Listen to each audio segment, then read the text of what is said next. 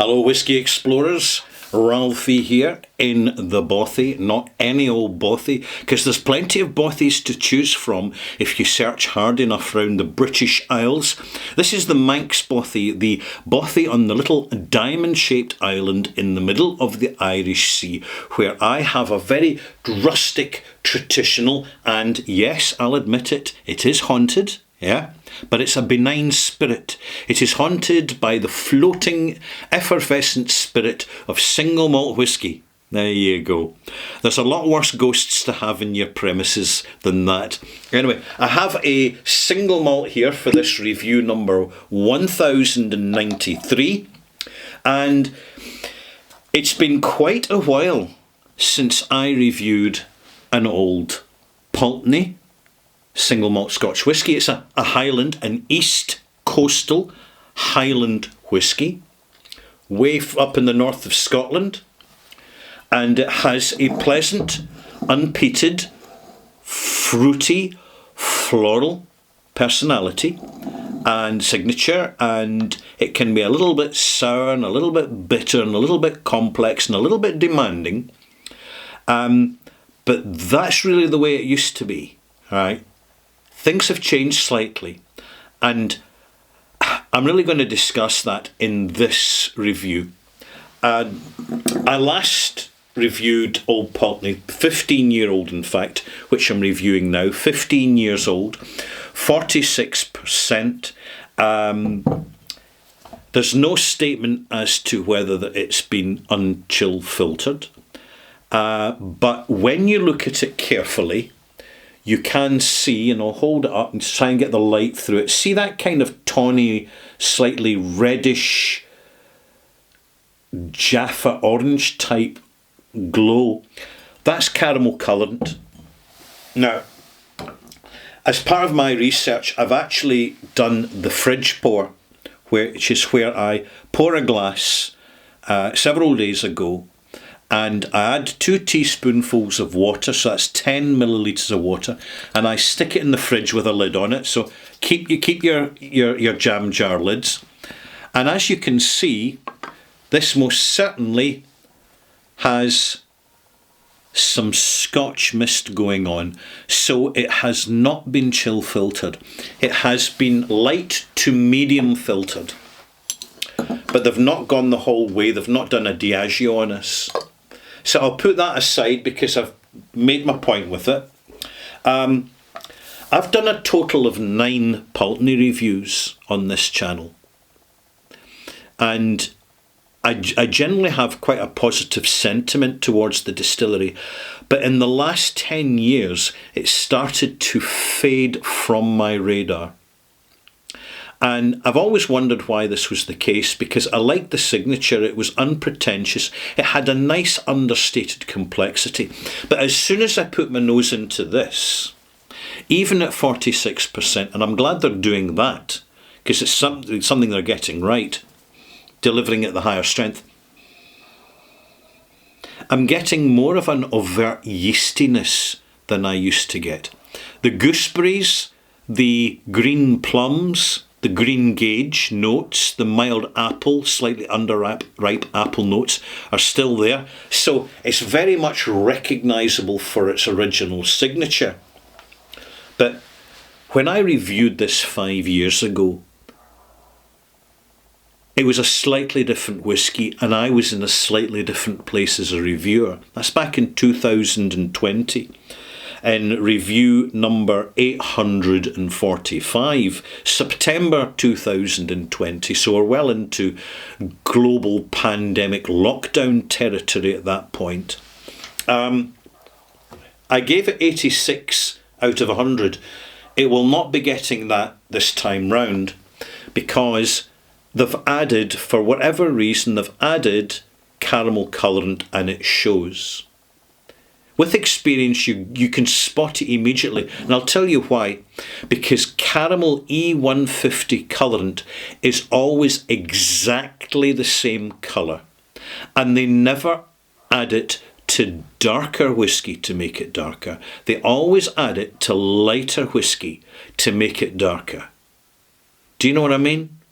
In other words, when they've added it, the same visual signals always keep appearing. So let's get into the nose here. Unpeated, crispy, a little bit crisp apple, quite refreshing. Gooseberries, slightly underripe gooseberries, lovely. Taste. Neat. Nippy. Not unpleasant, just nippy. There's a slight off-key note in the development going into the finish. It's like stale linseed oil. And there's a slight butyric note which never used to be prominent in this brand. That is coming from casks, specifically American budget, American oak ex-bourbon casks. You start to recognise that particular flavour amongst a number of whiskies out there. I'm going to add 1 teaspoon, 5 millilitres of water. This will significantly alter the shape of this single malt and make it far more appealing to the palate. For those out there that never add water to their whiskey, I'm going to be controversial, but I'm just going to say it because it needs to be said. They are not getting the full range of the experience and therefore cannot comment objectively when it comes to tasting notes. There's an absolute legitimate reason that master blenders dilute whiskey before they nose and specifically before they taste the whiskey, but particularly a nosing, a lot of nosing going on. You need to bring the whiskey down to cut the impact of the alcohol to do that. And in particular for people who are reviewing and tasting high strength whiskies without adding water, you're only getting half the show. And you feel free to quote me on that. And if you think I'm being horrid, so sad, too bad, let's get on with the review. That's what you get in the bothy. Now that I've added water, the nose is softer. It's more rounded. It's a little bit more sweet. It's a little bit softer and elongated. So there's a little bit more range of sensory events coming off the nose. I wanted to pick my words carefully there. On the taste,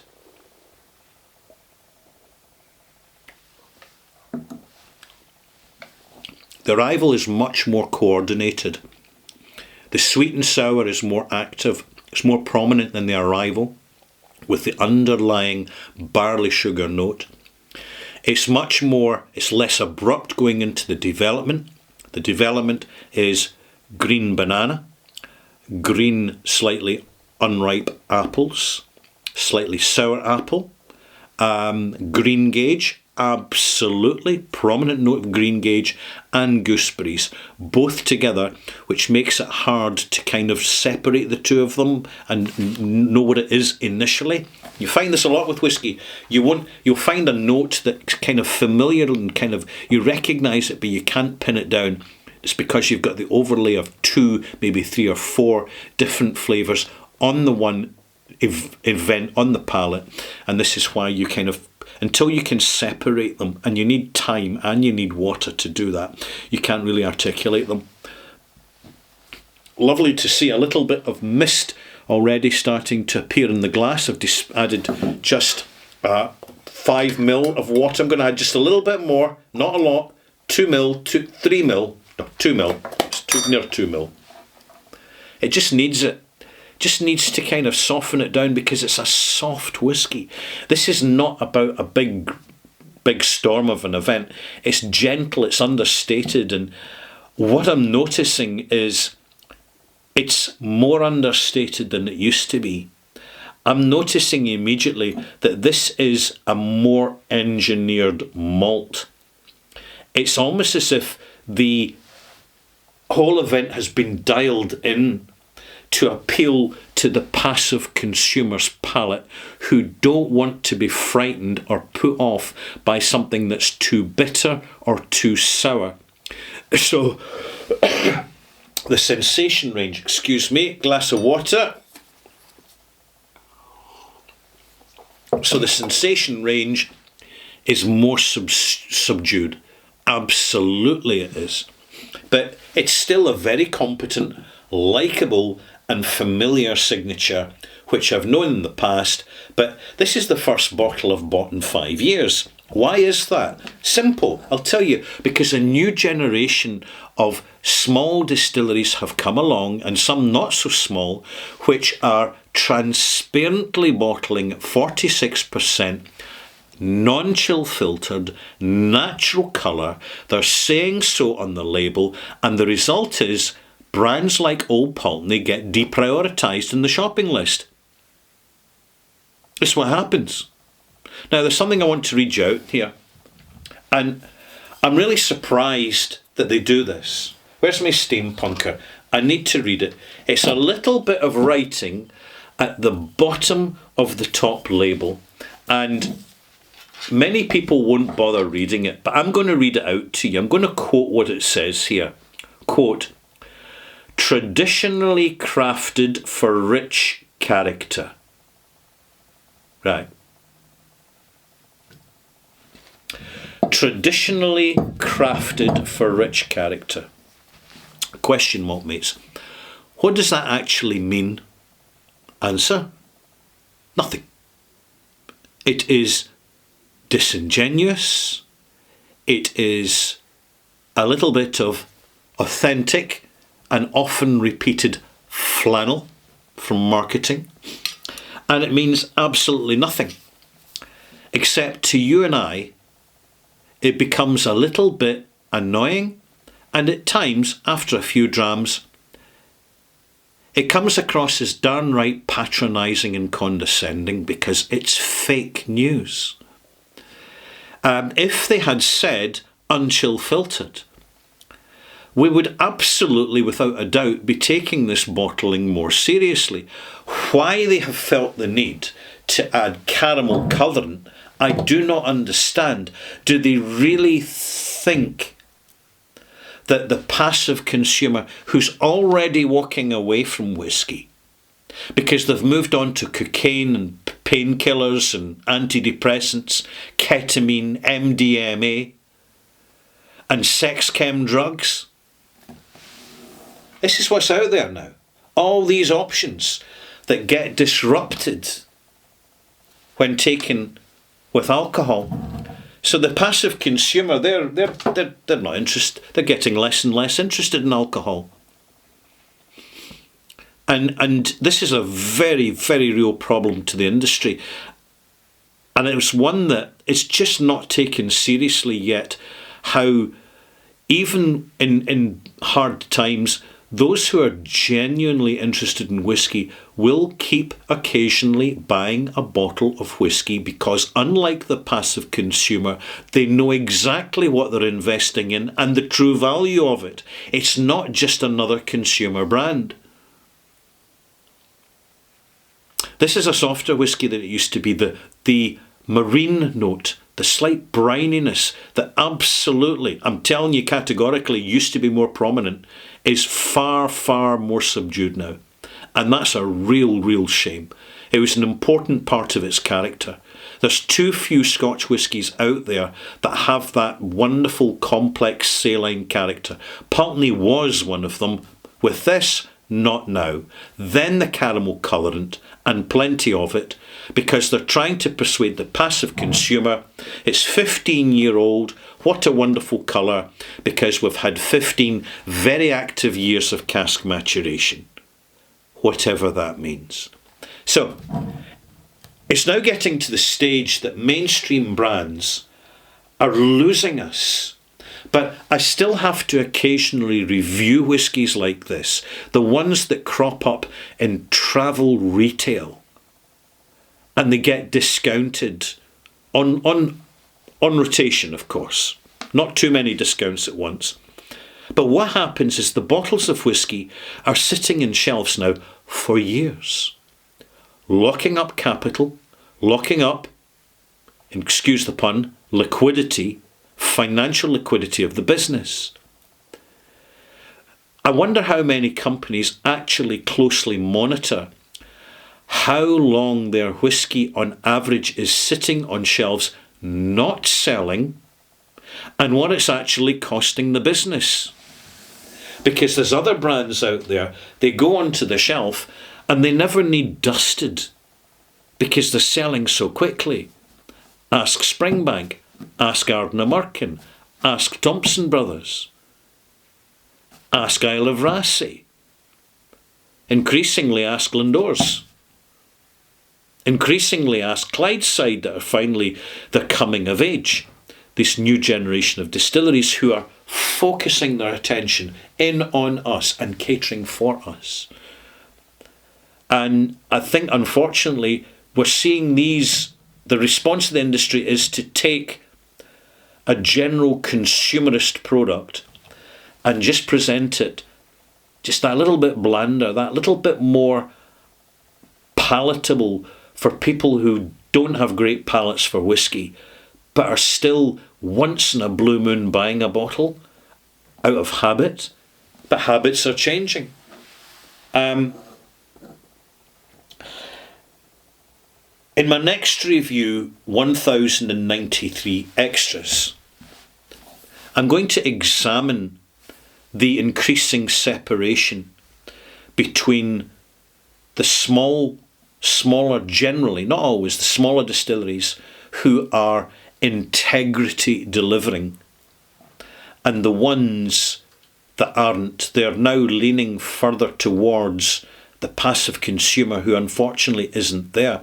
And even when you get transnational trade deals and suddenly a new market opens up, despite the fact that there are costs, restrictions and hurdles to be overcome, I think I understated that one quite nicely. It's not plain sailing. We're in a global village now. Everybody's learning fast and everybody wants to know the same thing. What's best? Which brand's the best? And it's those distilleries that recalibrate their presentation to be the best they can be.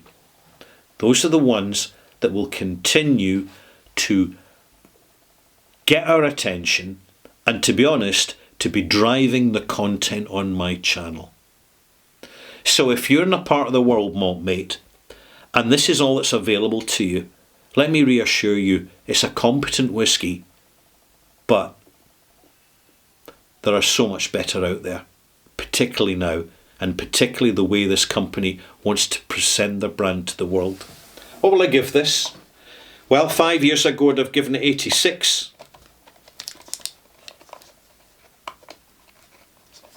I'm going to give it an extra mark for being unchill filtered. 81 out of 100. That's the malt mark. See you soon for the extras.